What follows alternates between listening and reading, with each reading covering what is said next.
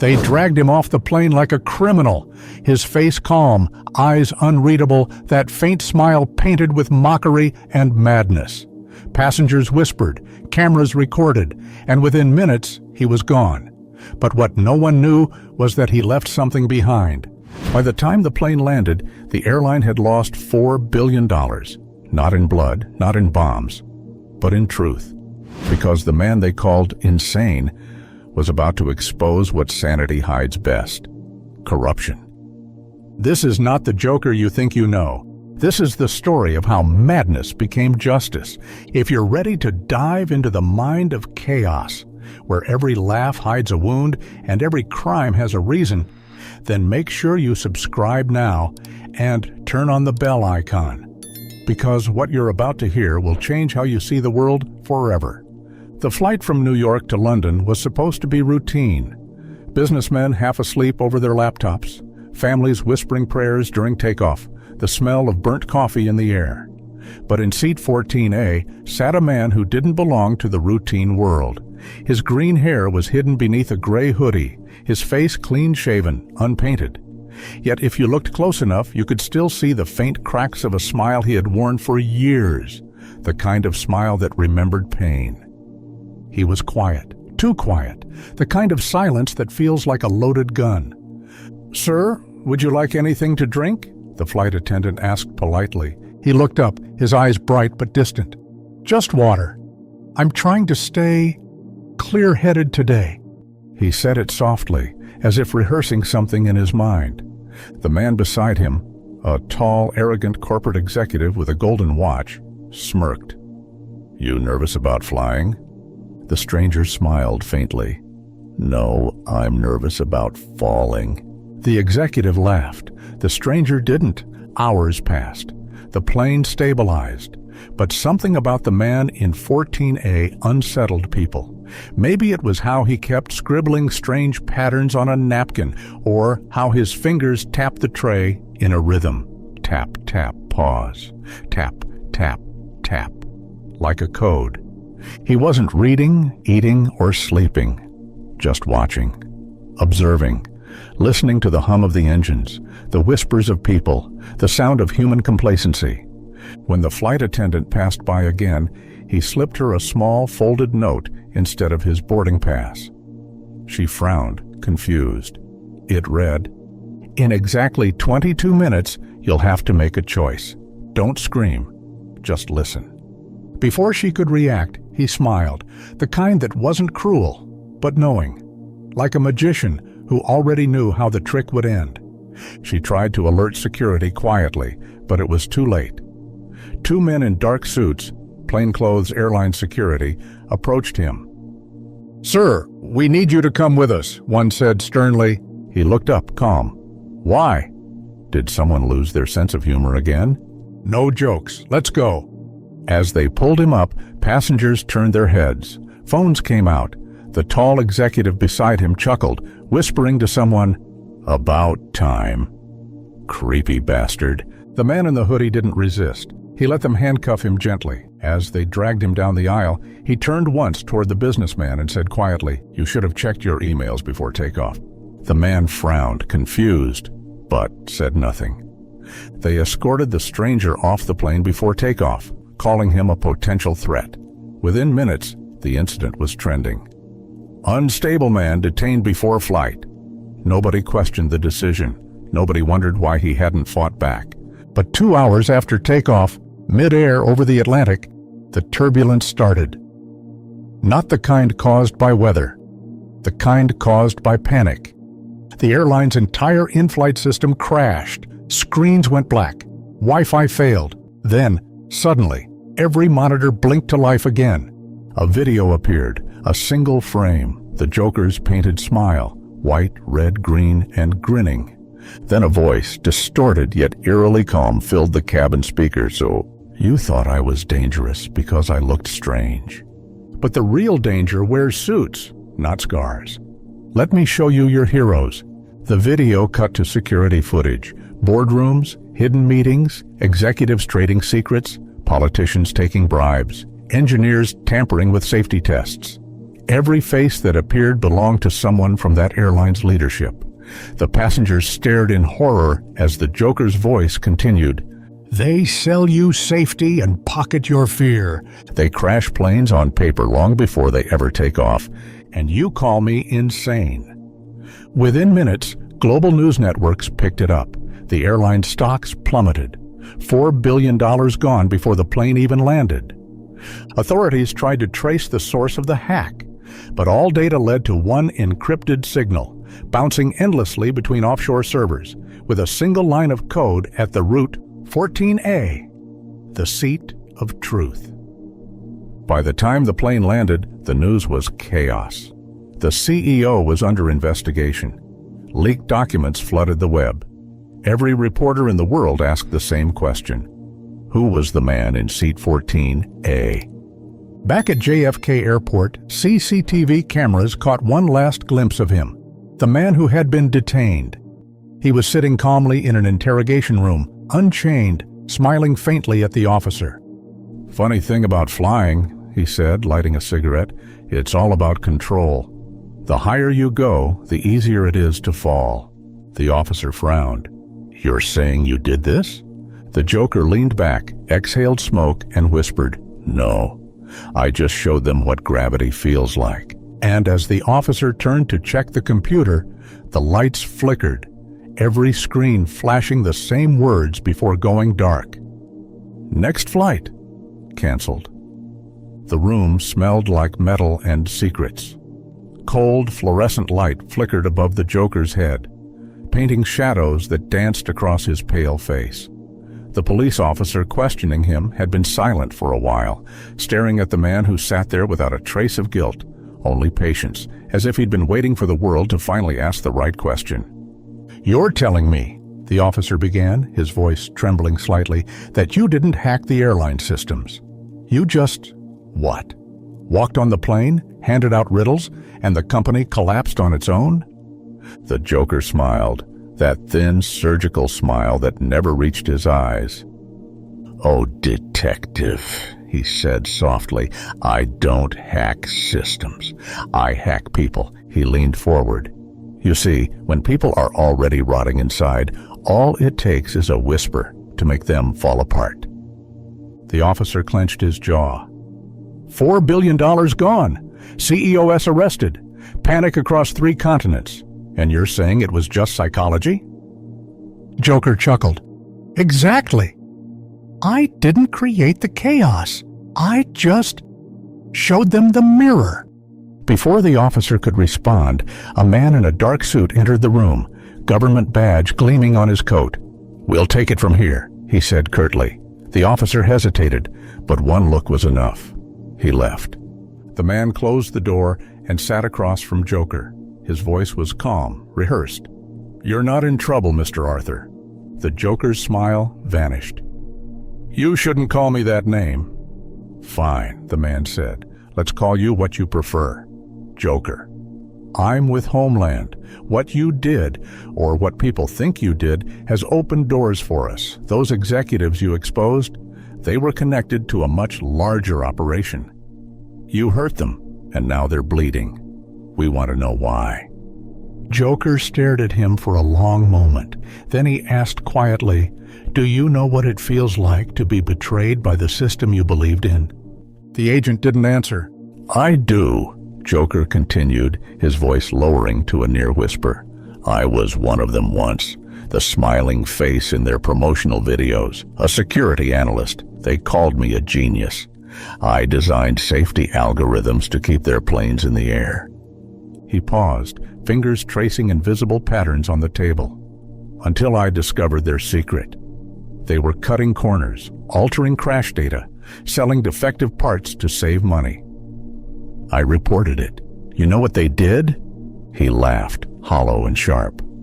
They grounded me, fired me, blacklisted me, and made sure every door was locked.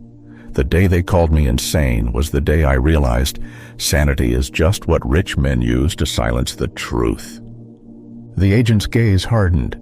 So this was revenge. Revenge? Joker tilted his head. No, this was a lesson. You can't fix rot by cleaning the surface. You have to burn the wood. Suddenly, the lights flickered again. The agent's earpiece crackled. A voice shouted through, "Sir, the building systems are acting up. Cameras just shut off." The agent turned sharply toward the window, then back to Joker. But he was still sitting calmly, hands folded, smiling faintly. "What did you do?" the agent demanded. Joker shrugged. "Nothing yet, but someone once told me, never board a plane without checking who's flying it. The same rule applies to interrogation rooms." Before the agent could move, the intercom buzzed. A voice announced, "Attention, all personnel. The airline's CEO has been found dead in his office. Apparent suicide." The agent froze. Joker tilted his head. "See? The dominoes were already falling. I just gave them a little push." Security flooded the room within seconds, dragging him out as alarms blared. Yet even as they wrestled him down the corridor, Joker's laughter echoed. Not loud, not maniacal, but eerily soft. Hours later, the agent reviewed the footage. The interrogation video showed Joker talking normally, but in the background on the digital clock, the seconds froze mid-count. The screen glitched every time he smiled.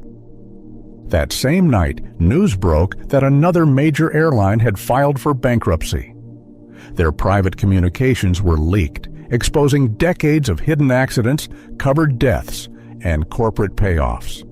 The world began calling it the Joker effect, a digital contagion of truth that spread faster than fear itself.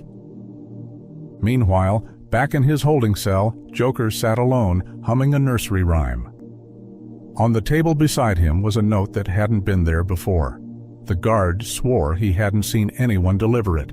It read, "The sky isn't falling. The masks are." The guard handed it to the agent, confused. But when the agent rushed to the cell, the door was already open, hinges perfectly intact, no signs of force. The Joker was gone. The security cameras showed nothing but static for 10 full minutes. Then, just before the feed cut out, a final message appeared. White text on a black screen, written like a punchline.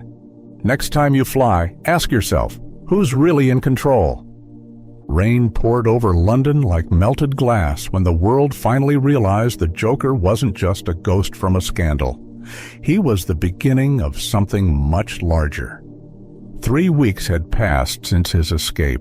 Governments were terrified, corporations were panicking, and every news outlet screamed the same question: where is he? But the truth was, Joker was already working again, hidden in plain sight. A taxi pulled up outside a towering skyscraper, the new global headquarters of the airline's parent company. Out stepped a man in a black coat, face covered with a surgical mask, limping slightly. No one noticed him as he entered the building.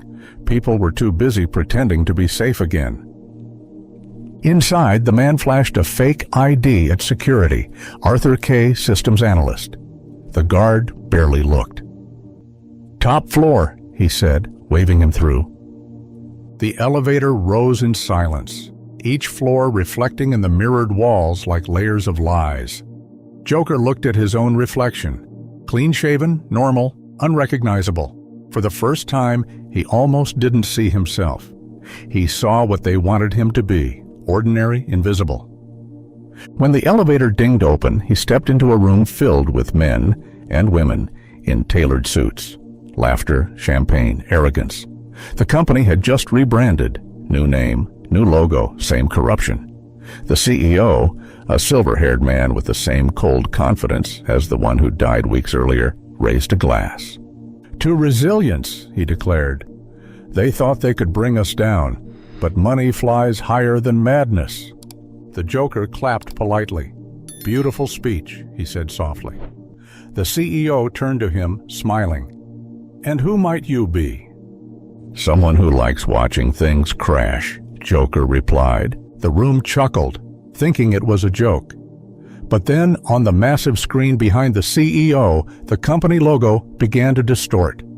Lines glitched, colors twisted. The laughter faded as a familiar grin appeared, red, wide, painted across the digital sky. Gasps filled the room. The CEO barked at his IT team, "Turn it off!" But the system didn't obey. Instead, the lights dimmed and a voice filled the hall, calm, echoing, unmistakable. You can rename corruption, repaint greed, and repackage lies. But in the end, gravity always remembers what you owe it. The screens flickered, now showing bank transactions, secret payments, and footage of private jets. Politicians and executives laughing over champagne, signing off on cost-cutting measures that had killed hundreds of passengers years ago. Every face in that room went pale. The CEO turned toward Joker, trembling. "What do you want from us?" Joker smiled faintly. "Justice," he said, "but you wouldn't understand the word unless it came with a dollar sign." Suddenly, alarms rang out. Every phone in the room buzzed. News notifications exploded across the screens. Stock market collapse. Multiple airlines hacked simultaneously. Billions were vanishing by the second. The CEO lunged at Joker, grabbing his coat. "You did this!" Joker looked at him calmly. "No, you did this when you made safety optional." He leaned in close, whispering, "You built a system that only worships profit. I just gave it a mirror, and it choked on its reflection." Security stormed the room, but Joker didn't move. He reached into his pocket. Not a gun, not a bomb, but a USB drive marked with a single letter, S. He tossed it onto the table. "That's the last file. Every secret, every name, every number. In 1 hour, it goes public. Unless..." He smiled wider. "You crash your own network before it uploads. But doing that would mean destroying your company permanently. Decisions, decisions." The CEO stared at the drive, frozen between panic and greed. Joker stepped back toward the elevator. "Enjoy the turbulence," he said softly, as the doors closed. 30 minutes later, the skyline lit up with chaos. The company's entire data system shut down. Billions erased in seconds. In trying to stop the leak, they had killed themselves. By midnight, the building was empty. Police arrived, but there was no sign of Joker. Only the faint echo of a laugh played through the lobby speakers, fading into static. Days passed. The internet burned with theories. Some said he died in the blast that crippled the network. Others claimed he was seen boarding a private flight under another name. But one story spread faster than all the rest. A pilot at Heathrow reported seeing something strange. A private jet, painted pure white, taking off at midnight with no flight plan filed. As it climbed into the clouds, the control tower received a short transmission, the voice distorted but unmistakably amused. "Ladies and gentlemen, this is your captain speaking. Fasten your seatbelts, because sometimes to rise above corruption, you have to fall through it first." Then silence. The plane disappeared from radar. No wreckage, no trace. Months later, the airline industry began rebuilding. Safety reforms, public apologies, new leadership. But on one quiet morning, as an executive opened his laptop, his screen went black. Then words appeared, white text on a black background. "This is your final flight, J." The laptop exploded in sparks, killing power across the entire building. When investigators checked the source of the code, they found one final encrypted file left behind, titled "The Skylaugh's Last." Inside it was a single video clip, Joker's face, half lit, whispering his final words. "I wasn't the villain. I was just the turbulence." The screen faded to black, followed by faint laughter echoing through the static. And for a long, breathless moment, the world wondered if the man who vanished into the clouds that night ever planned to land at all. And that was the story of the Joker, the man who turned chaos into justice and truth into his final punchline. If you felt the chill, the thrill, and the message behind this story, make sure to subscribe for more dark, emotional, and cinematic tales like this. Because in this world, Not every villain is wrong, and not every hero wears a mask.